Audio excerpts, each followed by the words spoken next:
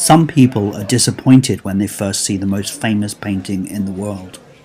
At first glance, it doesn't have the wow factor that other paintings in the Louvre have. It lacks drama. But if we can ignore the hundreds of people that surround her, if we can turn down the volume and just push the off button for a second, what we actually see is a quiet, contemplative portrait.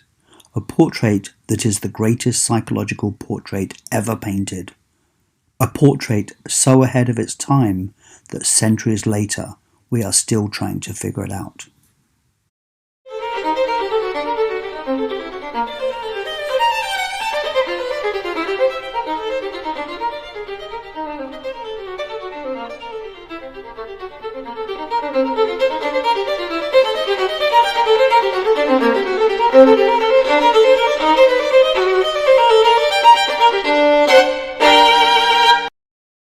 In 1517, the French king, King Francis I, offered Leonardo a job, court painter and engineer and architect to the king. Leonardo, now in his 60s, moved to the Chateau of Amboise in France and never went back to Italy. He brought with him dozens of sketchbooks like these, but just one painting, the Mona Lisa. Leonardo knew how important it was. He knew it was a masterpiece. Mona Lisa is the end product of the greatest inquisitive mind in history, a self-made man with a voracious appetite for knowledge, a man who dedicated himself to the study of anatomy, geology, and philosophy. For Mona Lisa, he used a thin-grained piece of poplar tree and applied an undercoat of lead white. Leonardo painted with glazes that had a very small amount of pigment mixed with the oil. So how dark you want your glaze to be depends on how much pigment you use. He used more like a wash, which he applied thin, layer by layer. Here you can see two colours of contrast, light and dark. When you apply glaze over both of them, you can see it starts to unify the contrast, but also brings depth and luminosity. The lead-white undercoat reflects the light back through his glazes, giving the picture more depth and, in essence, lighting Mona Lisa from within. As we move around the painting, that light shifts around. He used tiny, almost invisible brushstrokes applied super slowly over months, or in Mona Lisa's case, years. By contrast, on her skin, the brushstrokes were applied in an irregular way, and that makes the grain of the skin look more lifelike. All of these techniques, pioneered by Leonardo, bring the painting to life. Actually, let's start with what she's not wearing. When was the last time you employed a professional photographer? The answer is usually a wedding or a prom. What were you wearing in your prom photo? Your best clothes? Your best jewellery?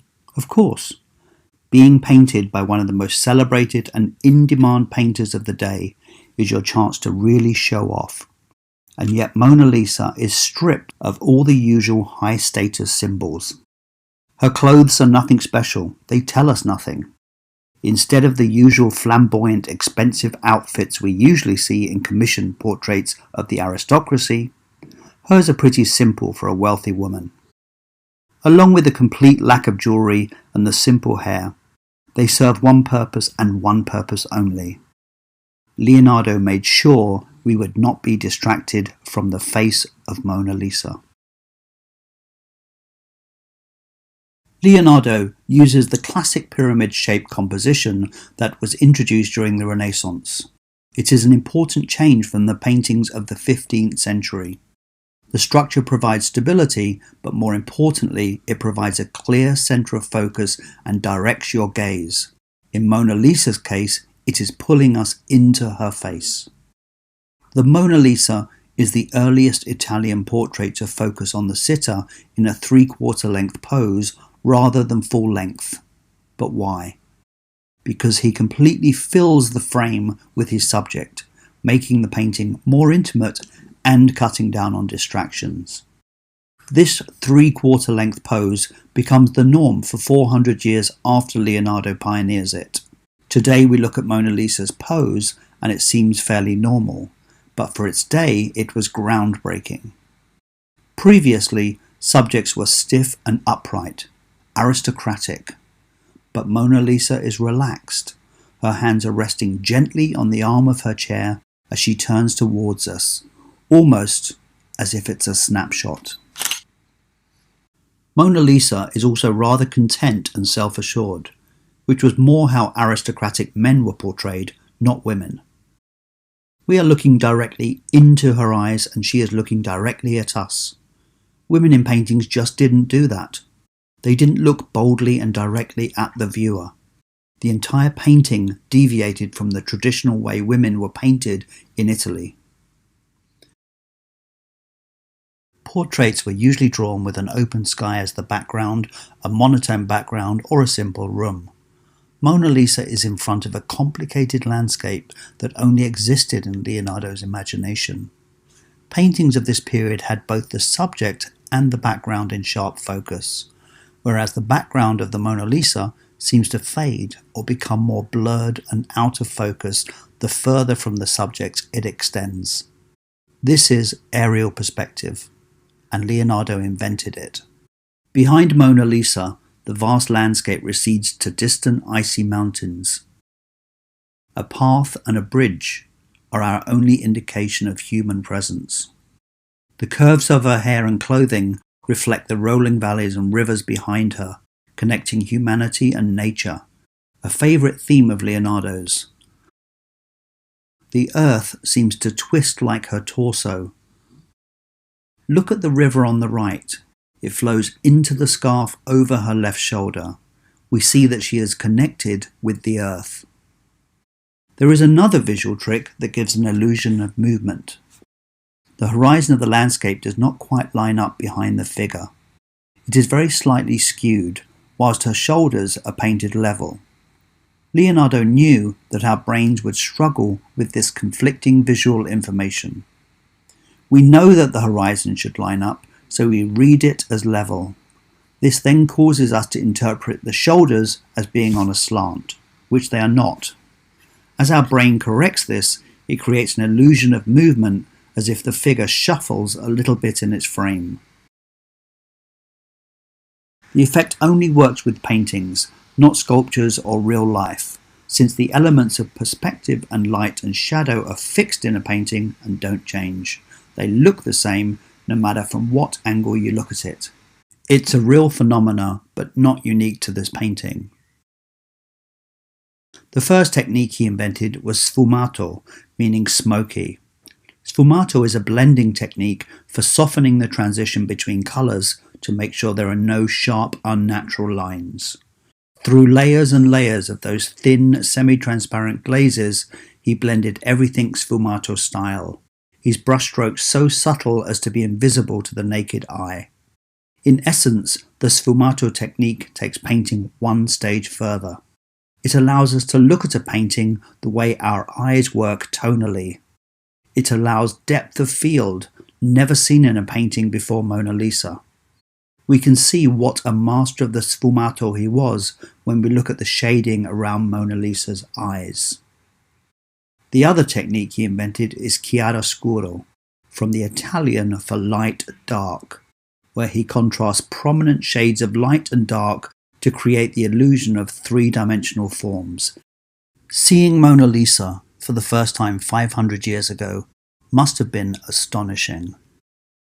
Then there is the smile that pulls everything together. Before, during, and long after the Renaissance, artists did not paint their subjects smiling.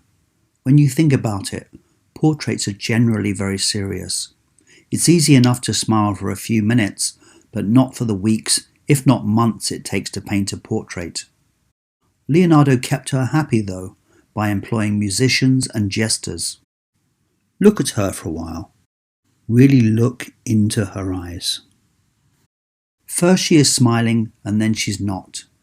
The smile comes and goes as we scan the face, but when we look away, the smile lingers.